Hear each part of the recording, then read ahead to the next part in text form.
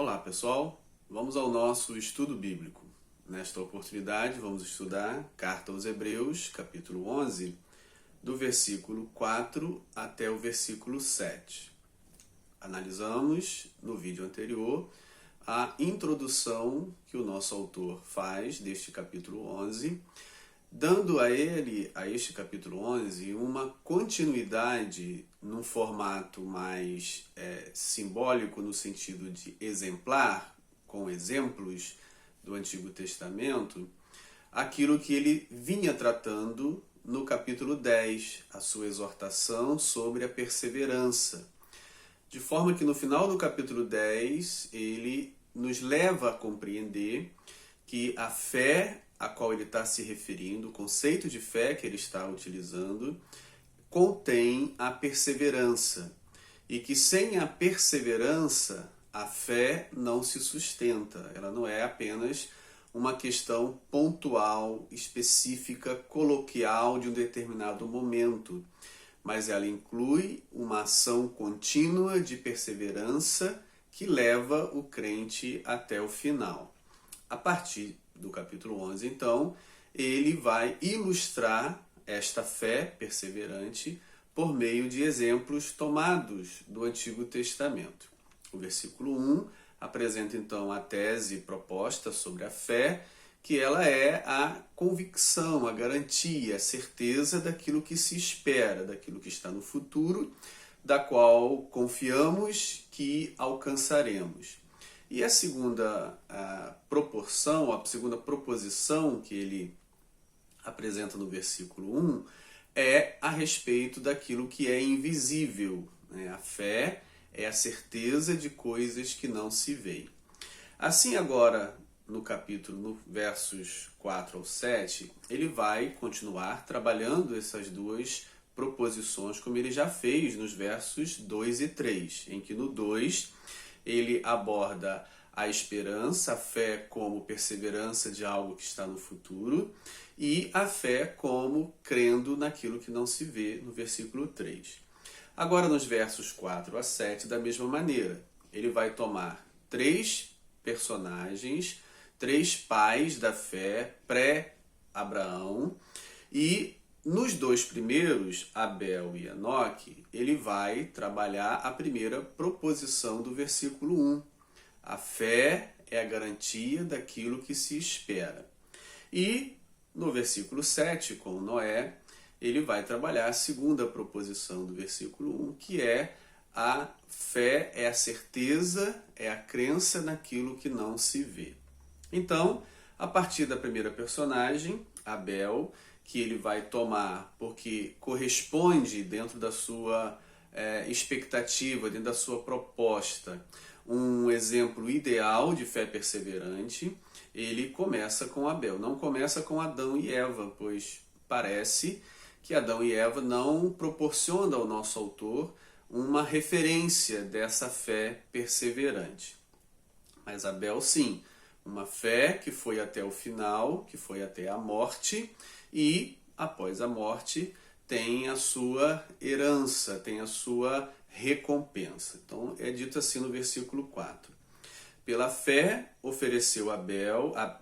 Abel ofereceu a Deus mais excelente sacrifício do que Caim, pelo qual obteve testemunho de ser justo, tendo a aprovação de Deus quanto às suas ofertas. Por meio dela, também mesmo depois de morto, ainda fala. Bem, o nosso autor está utilizando a passagem de Gênesis capítulo 4, em que trata do episódio entre Abel e Caim, em que Caim mata a seu irmão. Ao apresentar Abel como referência, como um herói, como alguém que testemunhou, que teve a sua fé perseverante, a sua fé foi até o final da sua vida, enfrentando a adversidade, enfrentando a morte que veio até ele então se torna uma referência para esses primeiros leitores ouvintes da Carta aos Hebreus, que também estavam passando situações de perseguições, como nós vimos no capítulo 10, situações difíceis, de aprisionamentos, de perda dos seus bens, de vexame público, várias circunstâncias difíceis passavam por amor ao Evangelho, aos ensinamentos de Jesus, por manterem-se fiéis a esses ensinamentos. E, num determinado momento daquela história, daqueles primeiros leitores ouvintes, começa a haver uma deserção, até mesmo uma apostasia, de muitos se afastando da fé e até negando a fé. Então, o nosso autor procura, como um pastor, como uma palavra pastoral, trazê-los de volta ao caminho do Senhor, estimulá-los para que não abandonem a fé. E nesse propósito, ele agora utiliza Abel como referência, dizendo que Abel ofereceu a Deus um sacrifício melhor do que Caim. Bem, aí a gente começa a refletir em que o sacrifício de Abel era melhor do que o Caim. Onde está essa excelência no sacrifício de Abel que não estava no de Caim? Provavelmente não se refere àquilo que foi oferecido, pois o texto de Gênesis diz que eles ofereceram aquilo que eles tinham, aquilo que eles possuíam. Caim era lavrador, logo o que ele tinha era grãos e alimentos, nesse sentido. E Abel era pastor de ovelhas, então o que ele tinha era ovelha. Cada um ofereceu aquilo que tinha, pois o sacrifício que era dado era a partir do que se tem, e não a partir do que se não tem. E, então, onde é que está a excelência? A excelência está no coração, no interior, na fé. Ou seja, o que o nosso autor está exaltando na figura de Abel é a fé. E a fé é algo que começa no coração, é algo que é interior, é ali que ela é estabelecida e confirmada. Então, ao olhar para o interior de Abel e Caim, quando Deus olha para os dois, ele não vê o objeto do sacrifício, porque Deus enxerga além, assim como cada um de nós. Ao oferecer a Deus alguma coisa que nós temos, ele vai olhar para a sinceridade do nosso coração. Não se é muito ou pouco, se o objeto é caro ou barato, mas ele vai olhar para a sinceridade do nosso coração. Então o texto de Gênesis deixa claro que Deus elogia Abel porque o sacrifício dele foi melhor. Por que foi melhor? Porque Deus olhou o seu coração. Quando ele olhou o coração de Caim, ele viu inveja, ele viu ódio, ele viu animosidade, ele viu homicídio, ele viu desejo de matar, desejo de eliminar o outro. E quando ele olha para o coração de Abel, ele não vê essas coisas.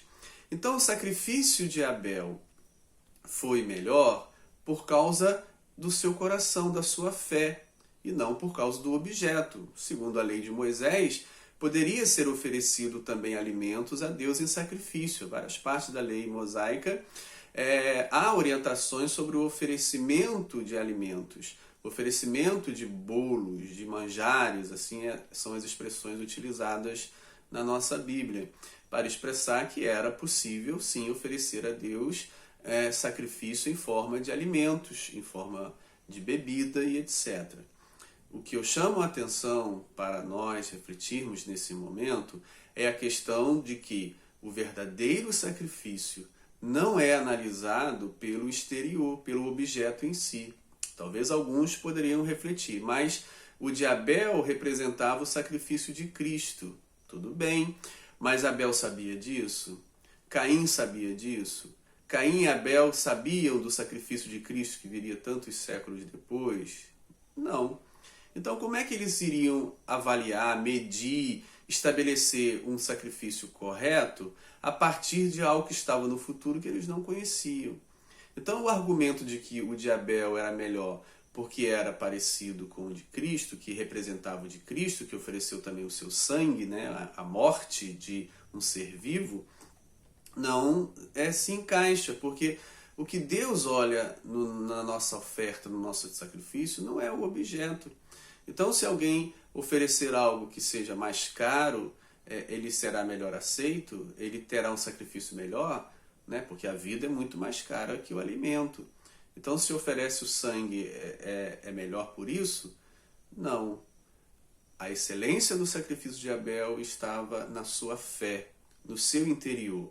Fé esta que não estava em Caim, embora Deus chama a atenção de Caim. Deus fala com Caim, segundo o texto de Gênesis, e chama a atenção dele. Olha, se você procederes bem, também não será aceito, o seu sacrifício não será aceito. Ou seja, Deus não disse, se você comprar uma ovelha do seu irmão e oferecer ovelha, seu sacrifício será aceito. Não foi isso que Deus disse. Deus disse, se você proceder bem. Então, o procedimento refletia a interioridade. E qual foi o procedimento equivocado, errado de Caim? O ódio estava no coração, a inveja estava no coração, mas ela se materializou. Mas Deus olhou antes de se materializar. Deus olhou o coração, o interior, a consciência, e viu que no coração de Caim havia morte, inveja, homicídio, beligerância, ou seja, desejo de matar o outro. Então ele rejeitou, mas avisou a Caim, mas se você mudar, se você rever, se você mudar o seu procedimento, é certo que você vai ser aceito. Então não é mudar o objeto do sacrifício de alimentos para animal, é mudar o interior. E Caim rejeitou o aviso do Senhor e executou aquilo que estava no seu coração de matar Abel, seu irmão. E Abel, então, representa, por meio da sua morte, da sua fidelidade, do seu amor, da sua sinceridade, aquela fé que Deus está buscando e o autor está nos ensinando aqui. É a fé que suporta a adversidade, é a fé que suporta até a ameaça da morte, mas ela é perseverante. E como diz o texto de Hebreus verso 4, que nós estamos lendo, mesmo depois de morto, ainda fala. Ou seja, a fé de Abel era uma confiança naquilo que estava no futuro, era a certeza daquilo que se esperava, que mesmo ele enfrentando a morte, mesmo ele sendo morto por seu irmão, ele seria recebido na glória de Deus, ele seria recebido por Deus, ele teria uma vida depois da morte com Deus. E essa confiança naquilo que se esperava, de viver com Deus na eternidade, é a fé melhor de Abel, que é expressada no seu sacrifício, mas sempre observando que a excelência do sacrifício de Abel não estava no objeto sacrificado, e sim na sinceridade do seu coração. E claramente a gente vê no livro de Gênesis Deus dizendo para Caim, se você mudar o seu procedimento, e não é mudar o sacrifício, é mudar o seu procedimento, você também vai ser aceito. Então, continuando nesse exemplo do verso 1, primeira frase, a fé é a certeza daquilo que se espera. Agora o nosso autor traz a segunda personagem, para exemplo nosso, que é o Enoque. E diz, pela fé, Enoque foi transladado para não ver a morte. Não foi achado porque Deus o transladara, pois antes da sua transladação obteve testemunho de haver agradado a Deus. Ou seja, a referência de Enoque, um personagem bastante famoso nos textos apocalípticos da época de Jesus, e a referência dele é o que acontece depois que ele parte dessa vida. É a mesma premissa de Abel. A fé é a certeza daquilo que se espera.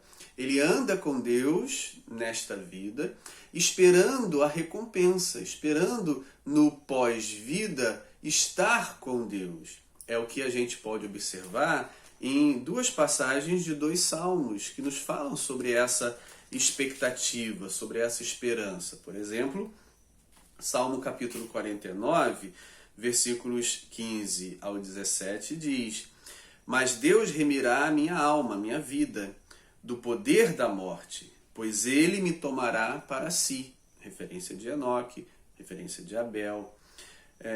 Não temas quando alguém se enriquecer, quando avultar a glória de sua casa, pois em morrendo nada levará consigo, a sua glória não o acompanhará.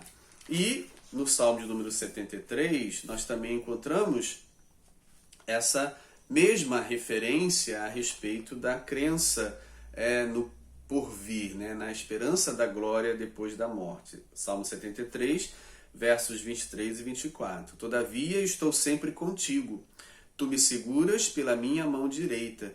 tu me guias com o teu conselho e depois me recebes na glória. Ou seja, então, a referência de Abel e de Enoque é sobre a fé que espera aquilo que está no futuro. Enoque andou com Deus, viveu de forma justa, agradou a Deus e por isso Deus o tomou para si. Ou seja, a sua pós-vida, a sua vida depois dessa vida terrena foi na presença de Deus. É o que o nosso autor também, de forma indireta, afirma sobre Abel. Bem, e aí, no versículo 6, ele diz: de fato, sem fé é impossível agradar a Deus. A fé é perseverante. Não podemos esquecer que o conceito de fé que ele está trabalhando é a fé perseverante. Então, sem fé perseverante, é impossível agradar a Deus, como Enoque agradou. Porquanto é necessário que aquele que se aproxima de Deus creia que ele existe e que se torna galardoador, ou seja, recompensador dos que o buscam. Assim ele diz para nós que Abel foi recompensado por ter tido a fé perseverante, por ter tido a sua sinceridade de fé com Deus, mesmo sendo morto por seu irmão, ele foi recompensado pelo Senhor, ele se torna então herói da fé. E, mesma coisa, Enoque foi perseverante na sua fé, andou com Deus de forma perseverante e recebeu a recompensa, foi para junto de Deus. O versículo 7, que nos traz o exemplo de Noé, já vai trabalhar a segunda proposição do versículo 1, que é a fé é a certeza daquilo que não se vê. Para exemplificar a fé como certeza daquilo que não se vê, ele então toma como terceiro exemplo Noé e diz: pela fé Noé, divinamente instruído acerca de acontecimentos que ainda não se viam, então ele se encaixa nessa segunda proposição do versículo 1, pela fé Noé, divinamente instruído acerca de acontecimentos que ainda não se viam, ou seja, ele não destaca em Abel a fé perseverante no sentido de a certeza daquilo que se espera, mas sim a certeza daquilo que não se vê. Ele não via algo da qual ele é avisado. Sendo temente a Deus, aparelhou uma arca para a salvação de sua casa, pela qual condenou o mundo e se tornou herdeiro da justiça que vem da fé. Então, a questão que se pergunta é instruída acerca de acontecimentos que ainda não se viam. Que acontecimento é esse que a Noé foi instruído, que aconteceria, que estava invisível, mas ele creu? Foi o dilúvio, foi o inundamento da terra por meio da água, por meio da chuva. Não foi a chuva. Às vezes eu já vi pessoas, já li livros de pessoas dizendo que Noé creu naquilo que não se via e seria a chuva, ou seja, porque até Noé não existia chuva. Claro que existia. E as pessoas vão além ao fazer essa afirmação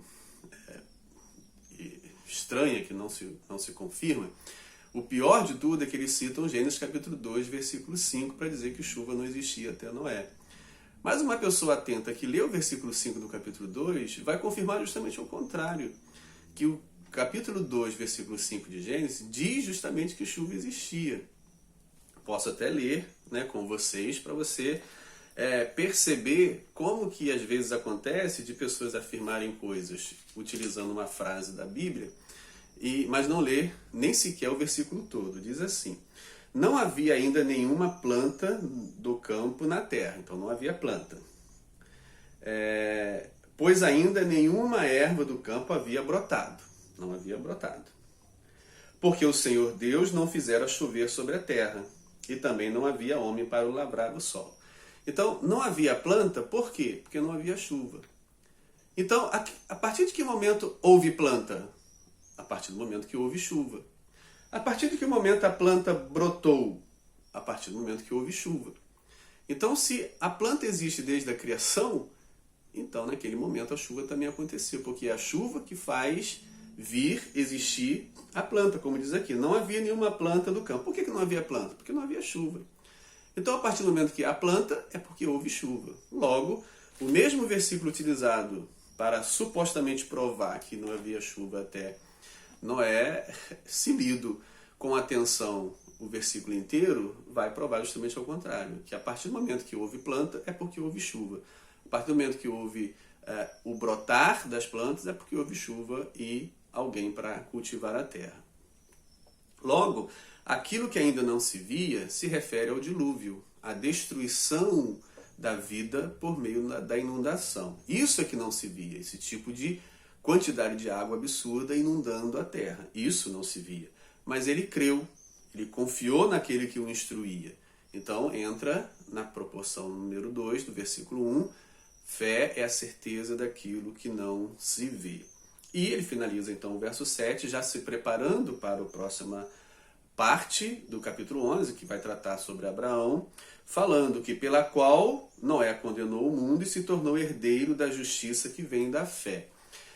Tornar-se herdeiro, ter uma herança, é uma preparação para falar de Abraão no próximo trecho. O aspecto da vida de fé de Noé é um aspecto duplo, tanto positivo, porque ele creu e salvou a sua casa, como negativo, porque por meio da sua fé ele condenou então aqueles que não creram, que não confiaram na sua pregação. Então, os três heróis, Abel, Enoque e Noé, são exemplos para nós de uma fé perseverante.